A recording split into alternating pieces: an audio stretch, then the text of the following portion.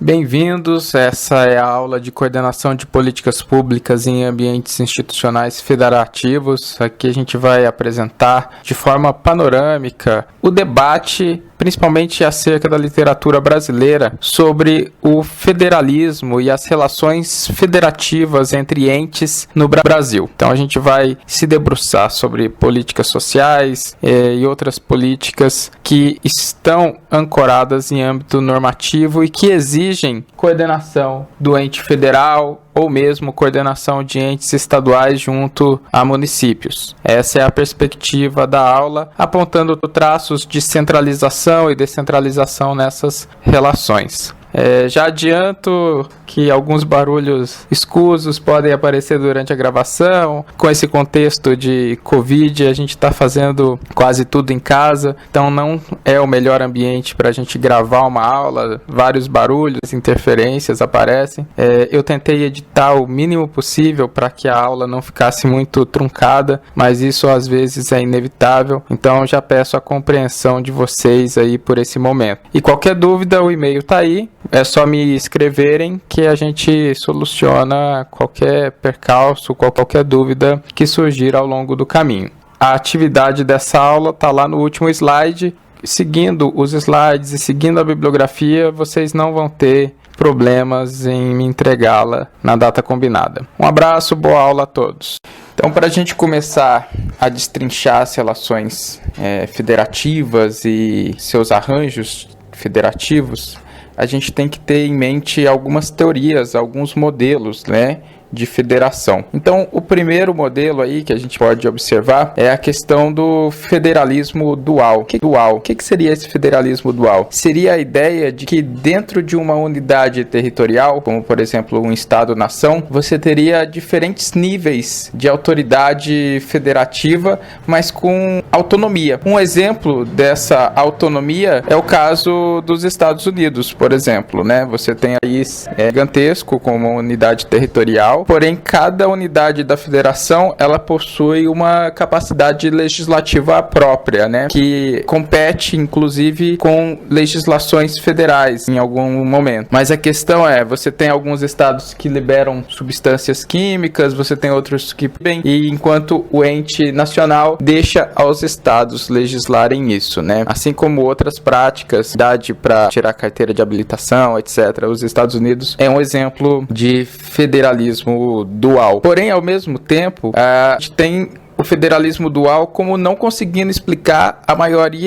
maioria dos países que adotam um sistema federativo. Por quê? É um modelo bastante singular, bastante específico para o caso de um ou outro país, mas não é o que a maioria dos países adota, Então, a maioria dos países não cabe nesse modelo de dual. Então, a gente precisa entender essas relações governamentais baseadas numa espécie de federalismo ou centralizado ou cooperativo. Então, a gente tenta entender, a partir desses conceitos, as transformações, do arranjo do federalismo dual em decorrência da expansão do escopo de ação dos governos e do próprio governo federal atuando em cima de políticas públicas. Então, o primeiro processo aí é o federalismo centralizado. O que é isso? Quando estados e governos locais, eles quase se transformam em agentes administrativos de um governo nacional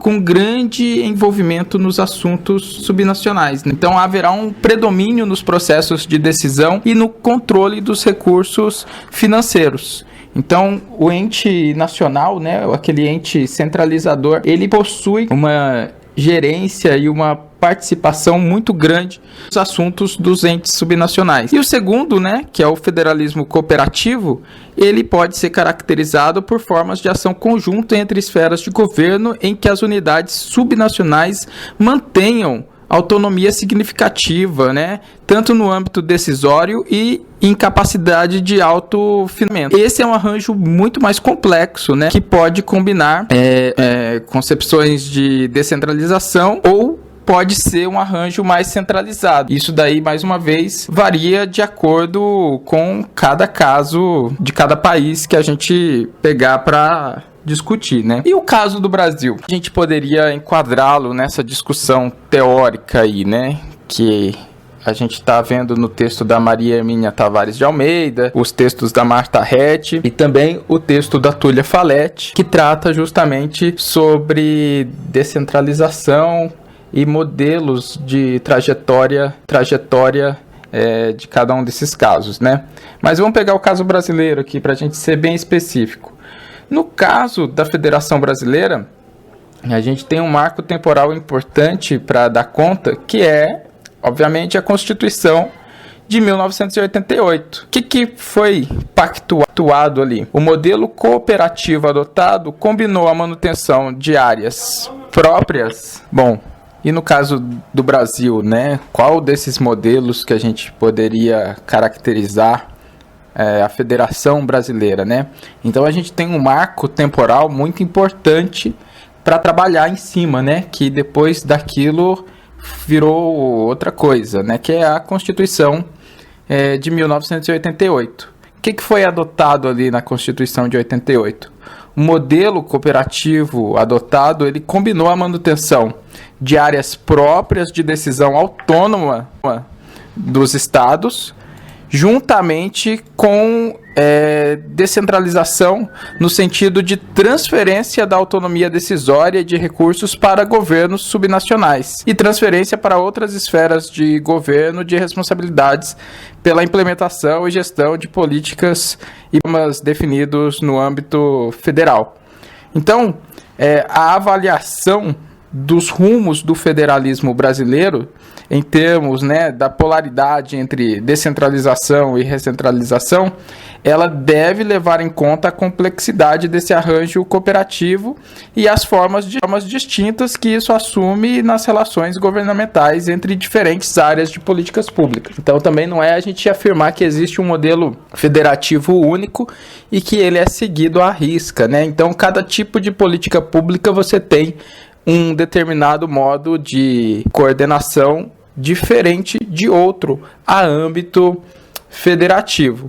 Então, no caso do Brasil, a gente tem um modelo bastante complexo que ele combina aspectos de centralização no governo federal, assim como aspectos de descentralização, principalmente relativos a políticas públicas no âmbito social, administrativa, onde você passa por os entes subnacionais, principalmente, né, no caso, prefeituras, realizarem serviços de alta complexidade, como, por exemplo, a atuação do SUS, né, que é em âmbito municipal. Mas a gente volta isso a alguns slides mais para frente, a gente retoma esse tópico. Mas a importância aqui da gente ressaltar que o caso brasileiro, ele não pode ser caracterizado como um modelinho simples, né? É centralizado, é descentralizado. Você tem ali um modelo que combina diversos elementos, tanto em âmbito de centralização no governo federal, principalmente de decisões de políticas públicas, e ao âmbito subnacional, principalmente prefeituras, você tem ali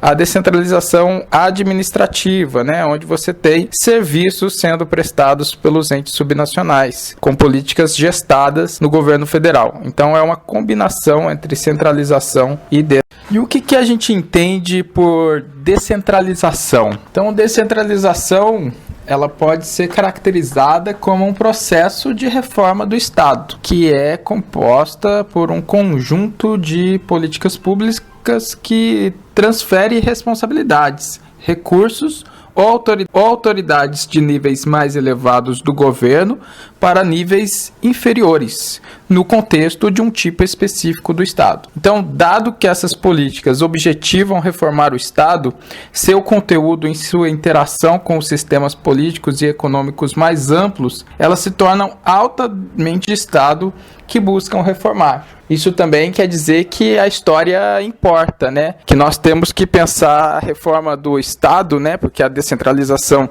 é um processo de reforma do Estado, como tendo uma bagagem prévia. Então, qual tipo de Estado que nós tínhamos, para qual tipo de Estado nós teremos a partir dessa reforma descentralizadora. Então, esse é um ponto importante da gente levar em consideração, porque senão a gente se perde numa perspectiva ahistórica, em que as teorias viram meras caixas onde você insere os casos. Então a gente precisa pensar qual tipo de Estado que nós tínhamos, para qual tipo de Estado nós teremos após o processo de descentralização. E aqui a gente tem a definição de descentralização proposta pelo Banco Mundial, né? Que seria a transferência de autoridade e responsabilidade a respeito das funções públicas do governo central, transferência de atribuições e responsabilidades do governo central para governos locais ou intermediários, para organizações governamentais semi-independentes ou para o setor privado. Então a descentralização também, ela não quer dizer respeito apenas ao poder público, ela pode às vezes estar inserida junto com o setor privado. No caso, se a gente for pensar ONGs, OCIPs ou modelos jurídicos que englobem a sociedade civil na prestação de serviços sociais e, em alguma medida, serviços públicos também, a gente tem essa participação privada no processo de descentralização. Bom, mas essa transferência de atribuições e de funções para entes subnacionais, ela não é apenas em âmbito administrativo, ela também envolve outros tipos de transferências. Por exemplo, capacidades fiscais. Você pode ter uma descentralização, por exemplo, na arrecadação de tributos. Então, alguns tributos no Brasil são arrecadados em âmbito municipal, outros em âmbito estadual, e assim são divididos em porcentagem de parcelas entre os entes federativos. E isso já demonstra um arranjo de descentralização no âmbito de arrecadação, que é também diferente de uma reforma administrativa apenas, né? Então você tem um rebatimento da descentralização nas capacidades fiscais dos entes subnacionais para se autofinanciarem. Então a gente tem ainda a transferência de decisões sobre políticas para autoridades subnacionais. Então, não quer dizer apenas que o programa seja formulado a nível federal, que a política vai ser gerida no âmbito da União, no âmbito federal.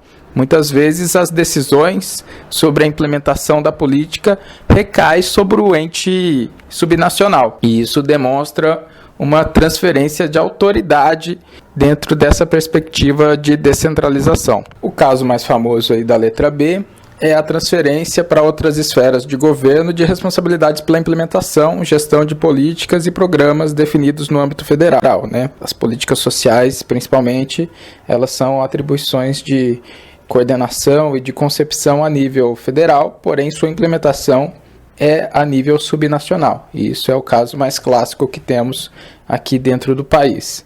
E, por último, né, na letra C, o deslocamento de atribuições nacional para os setores privado e não governamental. Aquilo que a gente já vinha falando, né?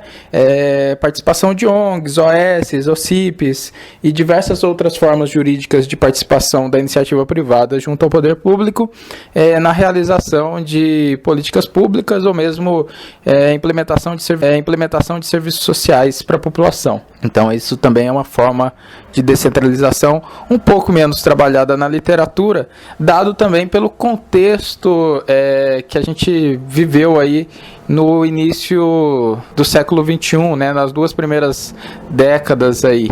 Mas uma perspectiva bastante forte, por exemplo, nos governos Fernando Henrique Cardoso, onde você teve, inclusive, a primeira-dama participando ativamente de vários programas que buscavam atrair a iniciativa privada para a realização de atividades sociais nesse modelo, caracterizado, inclusive, no plano diretor da Reforma de Estado, lá do Bresser Pereira, em 95, né, atribuindo uma grande parcela de participação da iniciativa privada na execução de políticas públicas de maneira descentralizada, né? Então isso daí é um ponto importante a ser ressaltado, embora não esteja tão no radar hoje em dia, pode ser um assunto que vira e mexe e volta à tona, né? Esse último governo agora do Jair Bolsonaro trouxe alguma perspectiva de participação da iniciativa privada na forma de descentralização de atribuições de políticas públicas, porém não foi muito para frente ainda, mas pode ser que venha a mudar.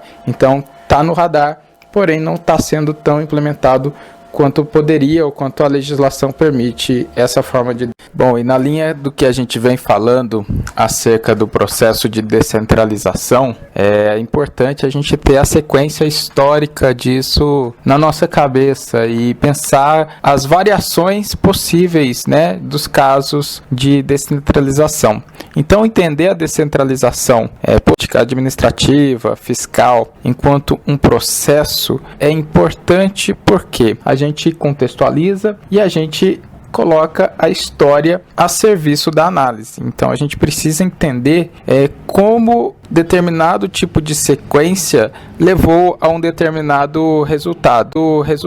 Então, quando a gente compara o processo de descentralização brasileiro ao processo experimentado por outros países da América Latina, a gente percebe que as mudanças que as reformas descentralizadoras trazem para a distribuição de poder entre os governos nacional e os subnacionais, elas dependem da sequência em que diferentes tipos de reformas políticas descentralizadoras, aí no caso reformas administrativa, fiscal e política, elas vão acontecendo. Então a gente precisa ter uma ideia sobre a teoria sequencial de descentralização. E o que a Tullia faz essa teoria sequencial? Então a teoria dela se baseia em 3 princípios. Primeiro, você argumenta que a descentralização ela deve ser concebida como um processo de reformas das políticas estatais. A segunda é que a teoria leva em consideração os interesses territoriais de políticos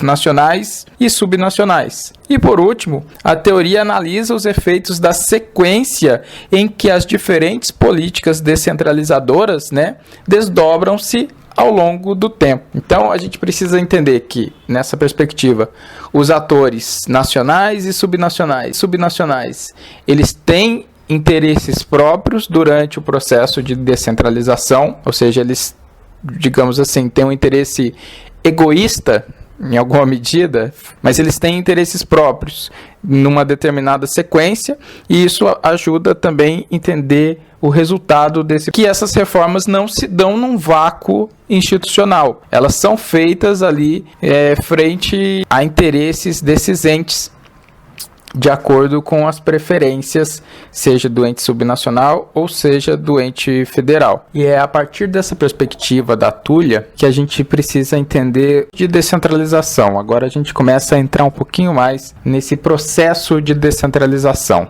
Então a Tullia vai falar que existem 3 tipos de processo de descentralização. A gente começa pela descentralização administrativa. O que ela vai englobar? O conjunto de políticas que transferem a administração e a provisão de serviços sociais, como educação, saúde, assistência social e moradia, aos governos subnacionais. A descentralização administrativa ela pode inclusive acarretar a transferência da autoridade na tomada de decisões sobre essas políticas, mas isso não é uma condição necessária. Se as receitas transferidas do centro do poder, do centro da unidade territorial, para cobrir os custos de administração e provisão de serviços sociais, a descentralização administrativa é financiada e coincide com a medida de descentralização fiscal. Se os governos subnacionais financiam esses custos próprios pré-existentes, a descentralização administrativa não é financiada. Então a gente precisa ter noção desse financiamento da descentralização administrativa que a gente vai comentar logo menos também. A descentralização fiscal, que vai se referir ao conjunto de políticas desenhadas para aumentar as receitas ou a autonomia fiscal dos governos subnacionais. As políticas descentralizadoras fiscais, elas podem assumir diferentes formas institucionais. Aumento de transferências do governo central, a criação de novos impostos subnacionais ou a delegar a cobrar impostos anteriormente cobrados pela esfera federal. Então aqui a gente está trabalhando a respeito de como os entes subnacionais e nacionais têm capacidade para obter recursos da sociedade por meio de impostos para autofinanciarem suas atividades. O tipo de descentralização política que a Túlia nos fala é a descentralização política, como um conjunto de emendas constitucionais e de reformas eleitorais desenhadas para abrir novos espaços ou acionar espaços existentes, mas não utilizados ou espaços ineficazes para a representação das sociedades subnacionais, representação dos entes subnacionais. Então, o que é a descentralização política? Nada mais é do que a transferência de autoridade política para atores subnacionais. Exemplos desse tipo de reforma podem ser considerados como a eleição por voto popular para prefeitos e governadores, que em períodos constitucionais anteriores, durante a ditadura militar, por exemplo, em algumas localidades, eram indicados, né? A criação de assembleias legislativas subnacionais e reformas constitucionais que fortalecem a política dos governos subnacionais. Nessa perspectiva, a gente tem uma espécie de jabuticaba, né? O Brasil é um dos países com maior número de municípios e também a gente encontra os municípios como uma unidade autônoma dentro do arranjo federativo. Então, a gente tem aí quase 5.200 municípios ou um pouco mais. E dentro dessa perspectiva, nós temos 5.200 entidades autônomas administrativamente, como resultado dessa descentralização política. Então, a gente tem as prefeituras, a gente tem os serviços prestados por essas prefeituras como uma unidade de análise independente aí de outros poderes e de outros entes da federação. Esse é um arranjo bem específico no caso brasileiro, que por vezes facilita e por vezes dificulta em âmbito federativo. Então a Túlia, ela demonstra como diferentes sequências de descentralização alteram o processo político, o processo como um todo de descentralização. A Túlia apresenta diferentes sequências de descentralização e como essas diferentes sequências possuem resultados diferentes. Então ela compara 3 países, Brasil, Colômbia e Argentina, né? Então, dentro da perspectiva brasileira e colombiana, o que a gente tem? A gente tem uma descentralização que vai da descentralização política, fiscal, administrativa. E quais são as consequências dessa sequência de reforma?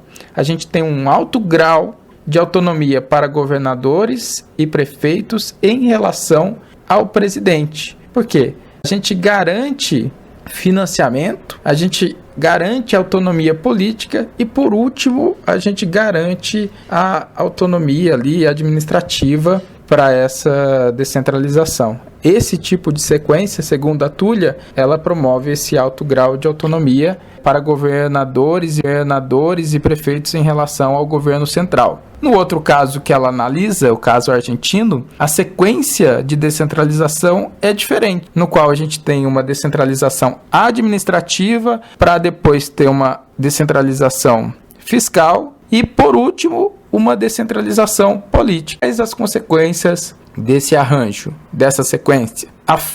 Força as instâncias subnacionais serem financiadas pelo governo central. Então, se a descentralização política ocorrer, será um tipo de reforma de efeito residual ou insignificante. Ou seja, a autonomia política desses entes subnacionais fica constrangida pela sua capacidade de autofinanciamento. Então você imagina o governo central, detentor do orçamento, colocando suas normas e regras para qualquer outro processo de descentralização a partir dessa perspectiva fiscal. Então você tem um controle muito maior, no caso argentino, do ente nacional sobre os entes subnacionais. Então, a partir dessa perspectiva sequencial do processo de descentralização, a gente percebe que a sequência, ela importa. De acontecimento das coisas, de cada um desse tipo de descentralização que a Túlia fala no texto dela, importa para gerar um determinado resultado.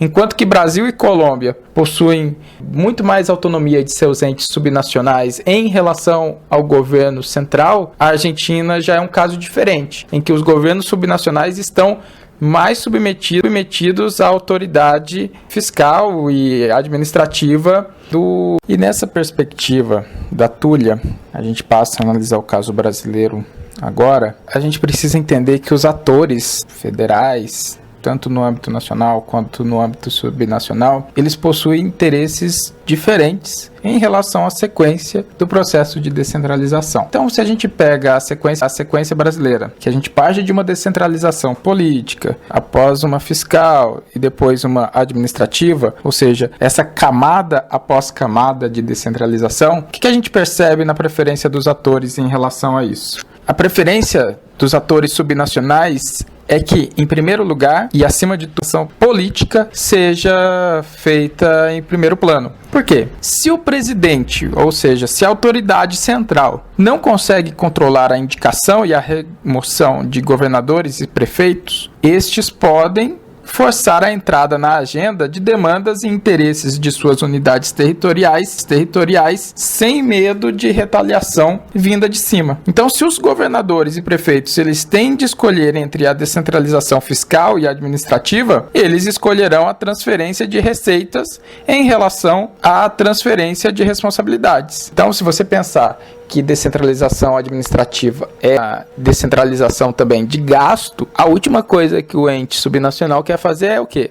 Gastar. Então ele vai pensar duas vezes antes de entrar num processo de descentralização administrativa. Mas por outro lado, se você consegue fazer uma descentralização fiscal em que você garante minimamente o autofinanciamento dessas atividades administrativas antes delas serem descentralizadas, você tem uma sequência mais favorável aos entes subnacionais. Então você tem uma descentralização política que acarreta uma descentralização fiscal e assim uma descentralização administrativa nessa sequência que a gente começar a analisar para o caso brasileiro. Então, se a gente pega a sequência de descentralização política no Brasil, o que a gente tem? Lá na década de 80 já a gente tem o restabelecimento de eleições diretas para governadores, né? Então, no início de 80 você já tem uma proposta de emenda constitucional, em 82 você já tem as eleições diretas para governador e esses governadores, uma vez eleitos democraticamente, eles ficaram cada vez mais independentes do governo central e começaram a controlar suas respectivas burocracias a nível estadual. Isso gerou uma pressão política dos governadores, inclusive em torno do processo de abertura democrática. E o que a gente tem também em conjunto a isso? O léxico político do período, né? Em que há uma direta associação entre descentralização e democratização. Todo o envolvimento em processos de descentralização do período marcava uma posição democrática. A bandeira da descentralização marcava uma abertura política também. E isso, dentro do imaginário político do período, teve consequências.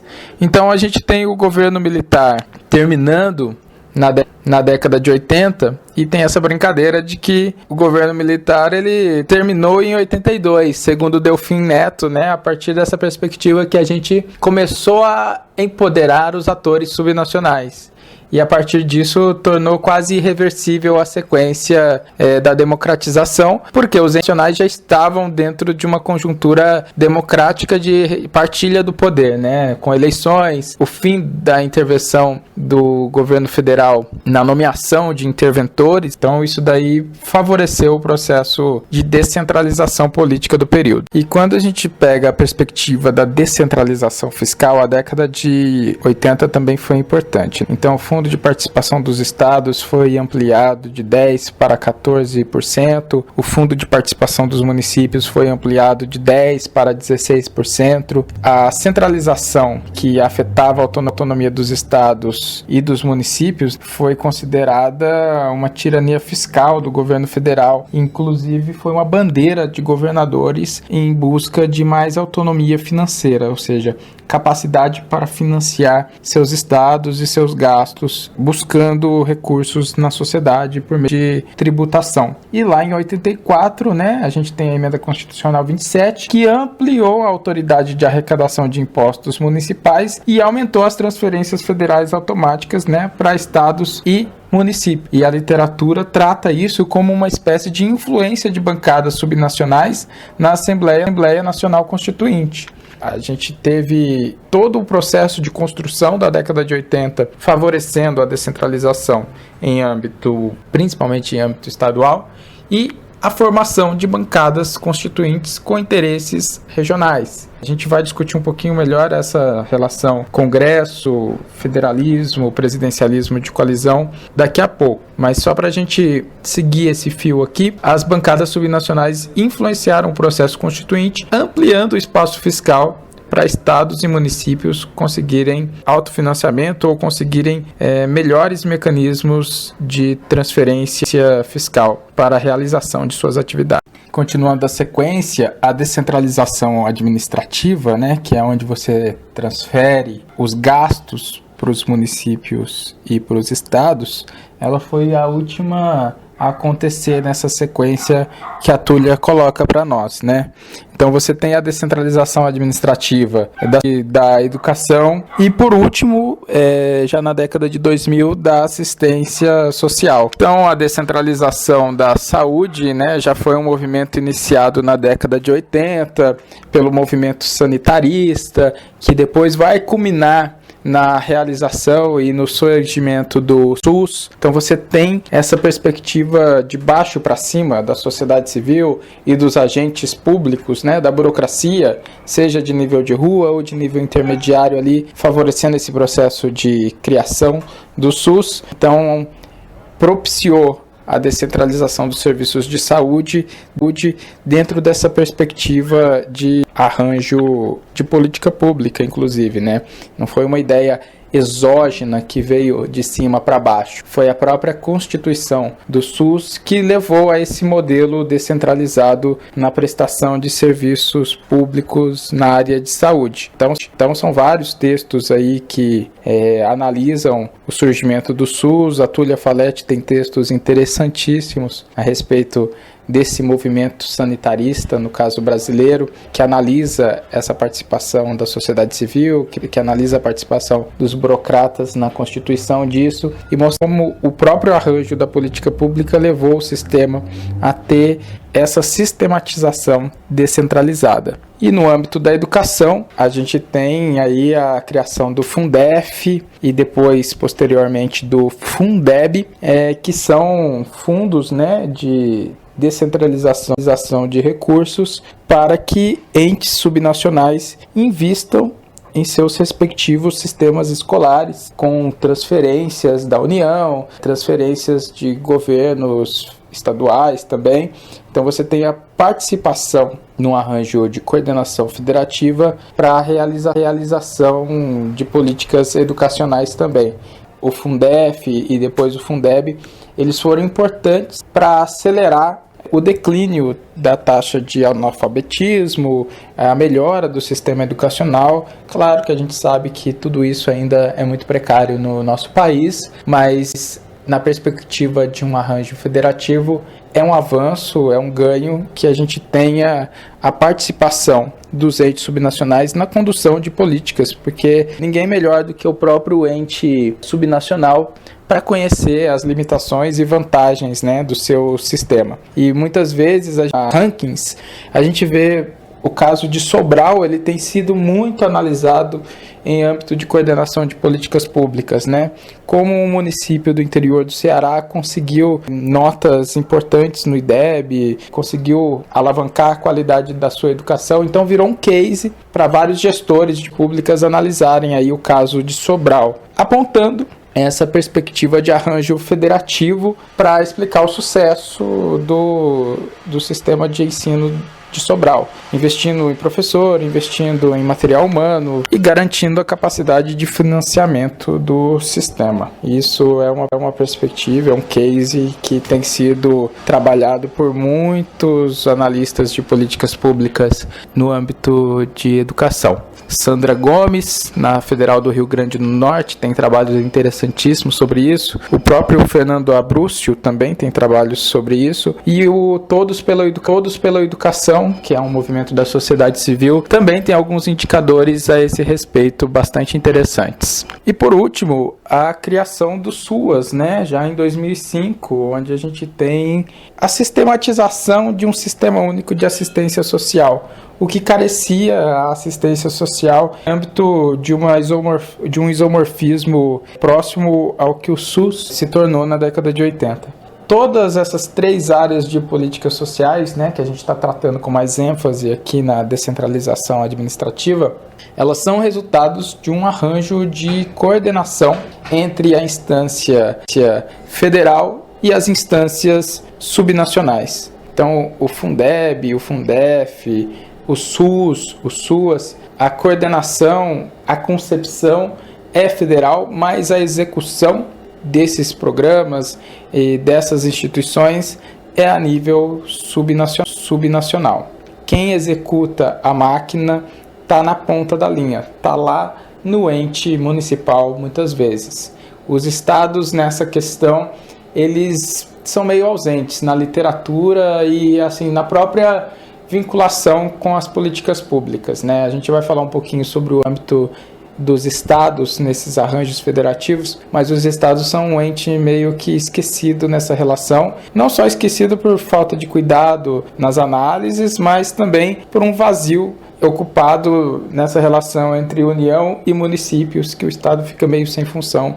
Quando a gente analisa a descentralização diante do cenário político, várias teorias, vários enfoques são feitos para tentar caracterizar esse momento na história do Brasil. E a gente já falou, não é demais reafirmar, o momento decisivo para a gente entender a descentralização da administração pública no Brasil é a década de 80. Então, um dos problemas que a ciência política tem debatido há vários anos, né, há mais de 30 anos, é sobre a questão do relacionamento entre executivo e legislativo diante de um arranjo federativo de implementação de políticas públicas. A gente sabe que na literatura sobre presidencialismo de coalizão, a gente necessita, né, de um presidente que tenha uma base social de representação no Congresso. Ou seja, precisa de um apoio legislativo para passar suas emendas, passar seus decretos e validá-los lá na frente. Então não adianta governar autocraticamente, que não é assim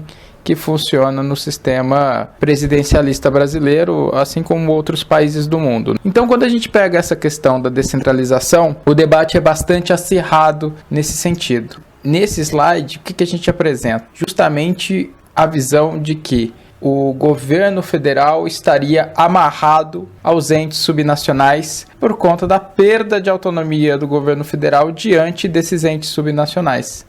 É argumentado por parte desse debate de que o redesenho da Federação Brasileira foi feito em benefício de estados e municípios, que foram transformados em entes federativos autônomos, e com isso enfraqueceu o poder do presidente, porque as bancadas estaduais teriam predisposições a aprovarem legislação a fim de favorecerem seus respectivos estados ou regiões. E isso acarreta o quê? Ao debate do baixo poder de veto do governo federal sobre mudanças federativas instadas pelo Congresso. Então, nessa leitura, o Congresso seria um veto power, aquele que vetaria mudanças que o Executivo Federal poderia propor acerca do arranjo federativo. Mas, né, essa literatura é bastante complexa e a questão aqui não é escolher um lado e defendê-lo. Existem argumentos dentro desse debate que a gente está apresentando nesse slide, que são razoavelmente fortes. Realmente, o Congresso é um poder de veto sobre a atuação do Poder Executivo, mas as pesquisas recentes têm ponderado que as bancadas estaduais e assim como governadores, como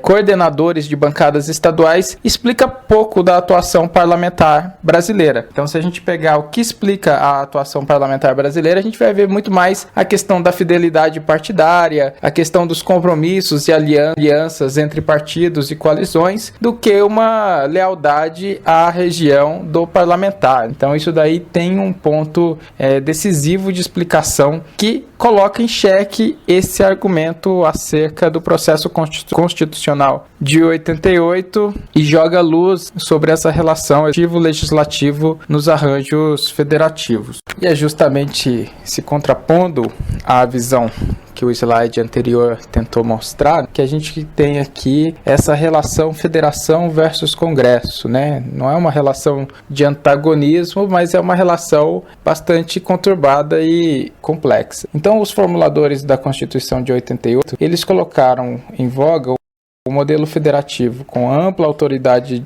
jurisdicional à União, com limitadas oportunidades de veto por parte dos entes subnacionais, dos governos subnacionais. Isso já coloca em atrito aquelas teorias que colocam os governos subnacionais como amarras ou veto powers ao funcionamento do Executivo Federal. Então a Martha Hatch, ela coloca uma distinção importante para a gente entender essa relação entre quem comanda quem. Então, uma adequada interpretação, né, das políticas federativas, ainda mais quando as políticas são de execução descentralizada, ela requer o emprego de uma distinção conceitual entre responsabilidade pela execução de políticas públicas, aquilo que a literatura chama de policy making, e a autoridade para tomar decisões sobre estas mesmas políticas, policy decision making. Isto implica evitar a inferência analítica frequentemente empregada de deduzir, né, a autoridade para tomar decisões sobre as políticas daquela da responsabilidade de realizar as políticas, né? O que a gente vê com isso? Grande parte das proposições sobre a autonomia dos governos subnacionais no Brasil, ela é comprometida por essa espécie de indistinção conceitual. De um lado a gente tem os tomadores de decisão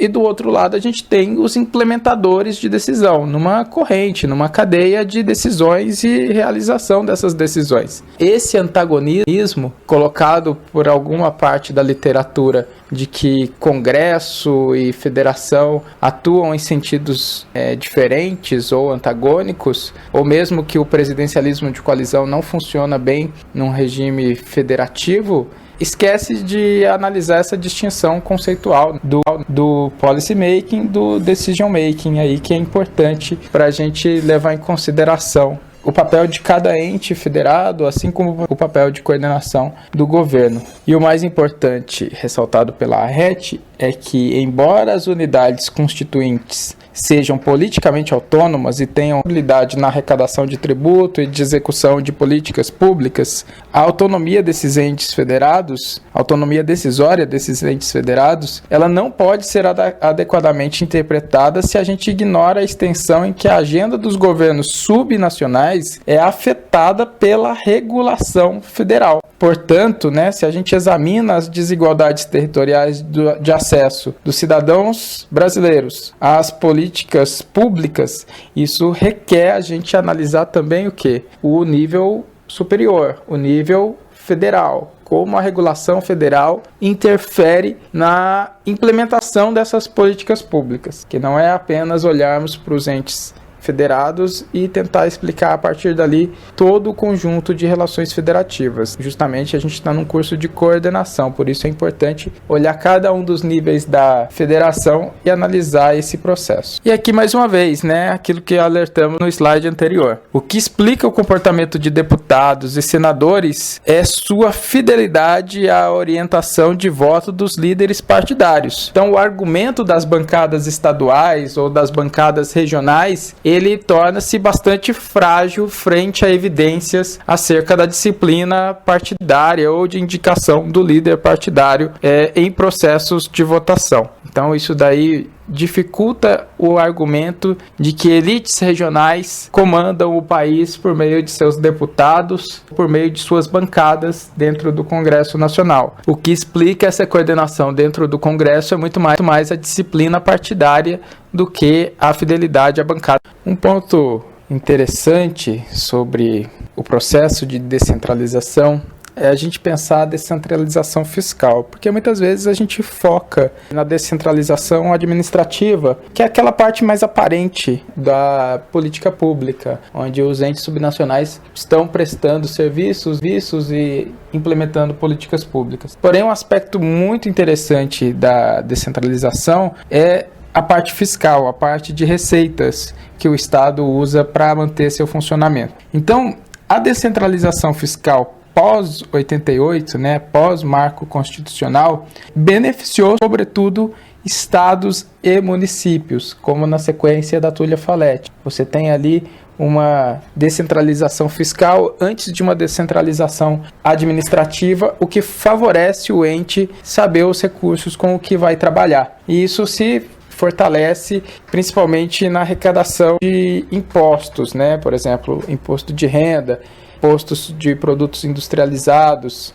Eles têm uma porcentagem de participação nos fundos dos estados, dos municípios, e um percentual disso ainda é utilizado em fundos de desenvolvimento regionais, Nordeste, Norte, Centro-Oeste e por aí vai. E a descentralização, ela implicou numa espécie de redistribuição de recursos entre as regiões em benefício de estados e municípios mais pobres. Nos próximos slides a gente vai se atentar a isso também, de como as transferências constitucionais e de como o arranjo de transferências tributárias entre estados privilegiam, ainda que de forma muito imprecisa, ainda que de forma muito rudimentar, minorar as desigualdades sociais, econômicas, entre entes da federação. Então, a descentralização fiscal, além dessa previsibilidade de recursos,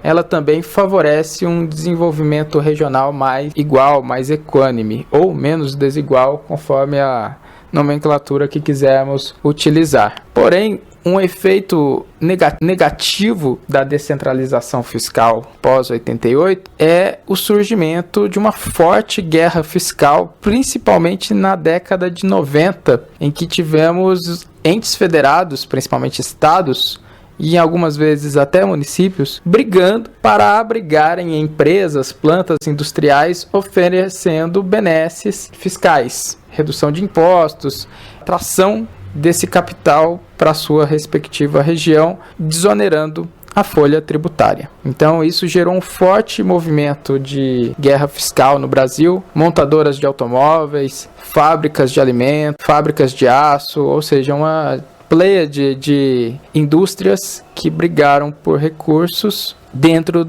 da federação. Então isso gerou um movimento de competição, principalmente na região sudeste, que é uma das regiões mais abastadas economicamente, mas também atingindo o centro-oeste, nordeste, O caso das montadoras que foram para a Bahia em detrimento a Minas Gerais e São Paulo, ou mesmo plantas industriais que se instalaram em regiões do interior do Brasil, o caso da Mitsubishi em Catalão, aqui no sul de Goiás. Então você tem essa perspectiva de guerra entre entes federados para atraírem empresas, atraírem indústrias para suas respectivas localidades. Então vira uma carta na manga para que seja usada para o desenvolvimento regional. Isso pode gerar mais desigualdades econômicas e sociais e também pode ser um fator de enfraquecimento das relações federativas. Então é com muita atenção que a guerra fiscal tem que ser analisada a partir dessa perspectiva federativa. Então quando a gente olha para os recursos fiscais e as desigualdades sociais, o que a gente tem? Que os sistemas de transferências fiscais, eles têm levado a maior dotação final de receitas tributárias nas regiões deprimidas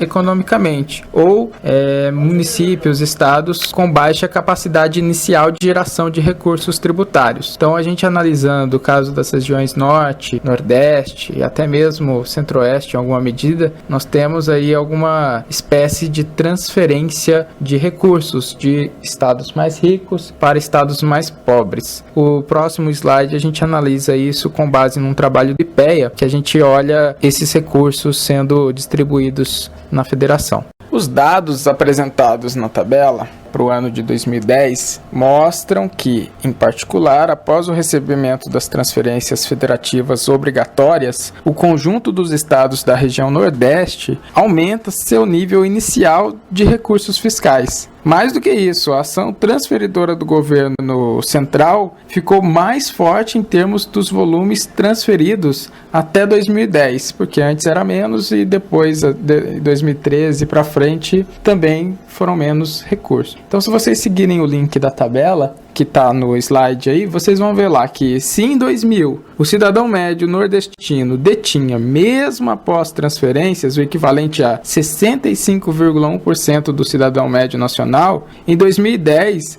as transferências federativas deixaram esse mesmo cidadão com um nível superior de recursos equivalente a 73% da média nacional. O que isso quer dizer? Que em 2010, para cada R$1 de receita tributária gerada na região, houve um ganho adicional na forma de transferência de 89 centavos. Contudo, para que a região Nordeste viesse a se equiparar ao valor por habitante nacional, cada cidadão da região Nordeste precisaria receber R$1,59 adicional para cada R$1 nela gerado. Então seria necessário um valor adicional de 70 centavos ao efetivamente recebido por cada cidadão do Nordeste, para se equiparar à média nacional. Com isso, a gente tem a noção de que a desigualdade regional do Brasil é um problema que persiste, mesmo pós transferências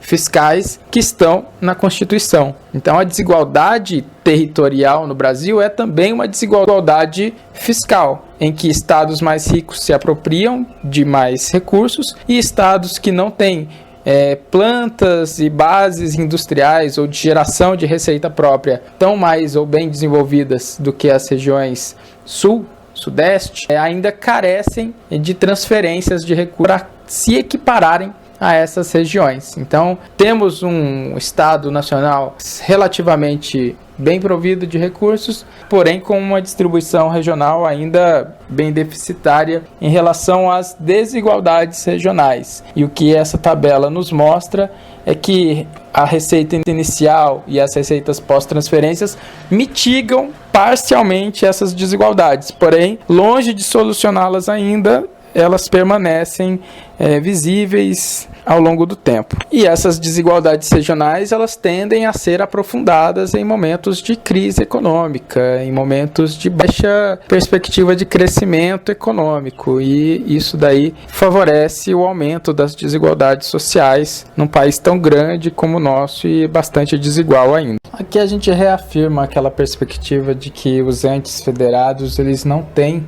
tanto poder de agenda quanto parte da literatura afirma que eles têm. Então a agenda federativa pós-88 é marcada por uma forte prevalência do Poder Executivo Federal sobre demais entes da federação, assim como a gente tem a criação de contribuições não sujeitas à repartição com estados e municípios. É o que a gente verifica nas renúncias a tributos cuja arrecadação deve ser compartilhada com estados e municípios, né? Por exemplo, exonerações de IPI e deduções no imposto de renda, desoneração das exportações de produtos primários e semi-elaborados e na compensação dos estados pelo déficit gerado pelas desonerações concedidas ao ICMS, aquela famosa Lei Candir, e a tentativa frustrada da União, né, de se apropriar integralmente de recursos obtidos com multa de regularização, da lei de repatriação, os índices de correção da dívida dos estados com a União, aquilo que os economistas chamam de Selic capitalizada, assim como outros tributos. Isso é apenas uma pequena amostra do que a gente tem em termos de centralização da União sobre a agenda fiscal do Estado brasileiro. Então, essas estratégias de centralização da União levaram sucessivos presidentes a submeterem iniciativas legislativas cujo conteúdo afetava negativamente as receitas dos governos estaduais e municipais, assim como a centralização decisória nas arenas federais afeta as oportunidades institucionais de veto dos governos territoriais no Brasil. Ou seja, mais uma vez, por meio da análise fiscal, a gente percebe que a agenda federativa brasileira ainda permanece fortemente articulada à União, né? Então, a centralização ela ainda é muito grande e questiona a literatura a respeito do poder de veto dos estados e dos entes federados sobre as políticas. Nesse slide a gente tem mais um exemplo, né, de como a legislação federal vira uma espécie de camisa de força para que entes subnacionais realizem suas funções com maior autonomia. Nessa perspectiva, a emenda constitucional 19, lá de 1998, que regulamentou a reforma do Estado, né, preconizada em 1995 pelo Bresser Pereira, ela estabeleceu um regime unificado de funcionamento da administração pública nos 3 níveis. Então, não é simplesmente uma reforma administrativa do Estado a nível federal. É uma reforma administrativa do Estado nos 3 níveis federativos, que impactou fortemente estados e municípios com as regulamentações que vieram de cima para baixo, ou seja, da União para os entes estaduais e municipais. Isso aponta mais uma vez o forte caráter de centralização das relações federativas no Brasil. Então, a emenda constitucional 19, ela é mais um documento atestando essa prevalência do ente federal sobre os entes subnacionais. Bom, e toda a discussão da década de 90 em torno de reforma do Estado, nova gestão pública, nova administração pública, todos esses movimentos reformistas da década de 90 preconizaram a reforma do Estado como um meio de se avançar nas agendas em todos os níveis de governo. Porém, a gente vê que essas reformas, às vezes, elas dotam o Estado de mais centralidade, né? O Estado, a nível da União, de mais centralidade na definição das normas de funcionamento dos entes subnacionais. E a emenda constitucional 19, ela é bem interessante da gente olhar nesse ponto de vista. Mais do que uma reforma do aparelho de Estado, é uma reforma também da norma de funcionamento da federação em seus 3 níveis. Então, todo o debate sobre o funcionamento da administração pública, pelas teorias, né, decorrentes do campo da ciência política, ou mesmo da administração pública, sob a lente da NPM, né, New Public Management, ou Nova Gestão Pública, como queiram, foi o debate sobre descentralizar serviços, descentralizar decisões e etc. Porém, a literatura da década de 2000 começou a ver problemas em todo esse funcionamento. Os slides, a aula do Pedro já deve ter ressaltado vários deles para vocês, que as agências reguladoras, os órgãos descentralizados começaram a não entregar aquilo que eles foram projetados para fazer. Então, há todo um debate sobre recentralização de agendas governamentais, a criação de uma espécie de governança colaborativa entre diferentes entes da federação, operação com foco em facilitação e, obviamente, com a informatização da vida das pessoas e a complexificação dos interesses, sejam interesses materiais ou pós-materiais, né? Essa discussão também entra na escala federativa, como, por exemplo, o direito ambiental, que passa a ser um assunto bastante discutido, como bacias hidrográficas, comitês de bacia, ou seja, consórcios municipais, vira um assunto bastante complexo dentro de uma pleiade de atores muito diferentes. Então, cada arranjo de política pública ele é muito singular nesse sentido, né?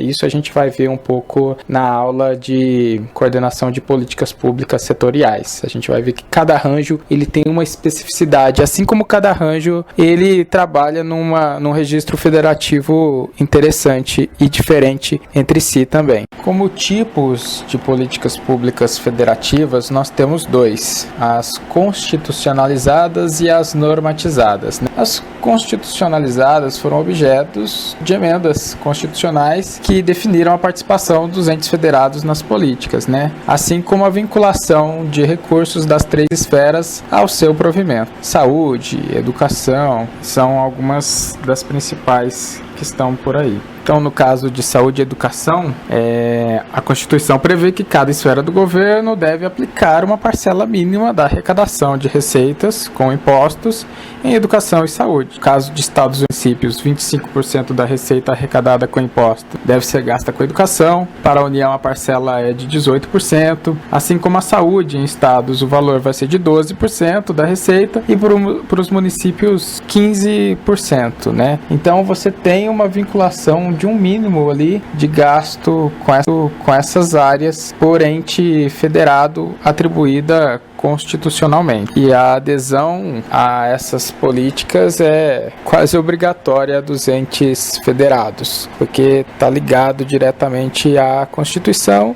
e condiciona também transferências de recursos, né? Não é apenas o município ou o estado que vai gastar recursos. O ente nacional, o ente federal está conectado a isso também. E de acordo com a Celina Souza, a gente tem um segundo sistema que pode ser rotulado de sistema de políticas normatizadas. São temas que a Constituição criminou essas competências. Então, são competências concorrentes às seguintes políticas públicas e serviços: assistência a portadores de deficiência, preservação do patrimônio histórico, proteção do meio ambiente, recursos naturais, habitação e saneamento, exploração de atividades hídricas e minerais, políticas para pequenas empresas, turismo e lazer. Tudo isso constitui políticas públicas normatizadas. Então, a União tem poder normativo para regulamentar cada uma dessas políticas a âmbito federal.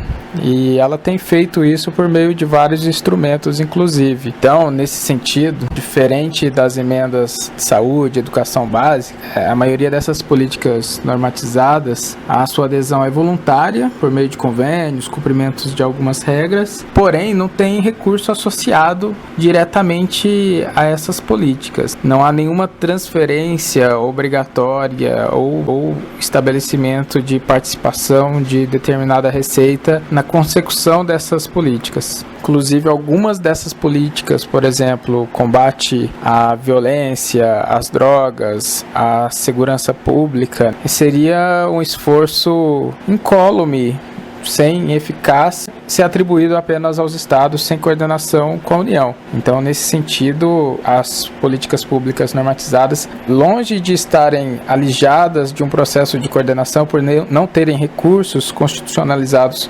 garantidos a elas precisam estar envolvidas no arranjo de coordenação para que seus sejam visíveis, que não adianta você reduzir a taxa de criminalidade ou de evasão de divisas por tráfico, etc., em alguns estados e deixar outros ilesos. Então necessita de um esforço de coordenação nacional que deve ser feito em conjunto com estados e, quando possível, com municípios também.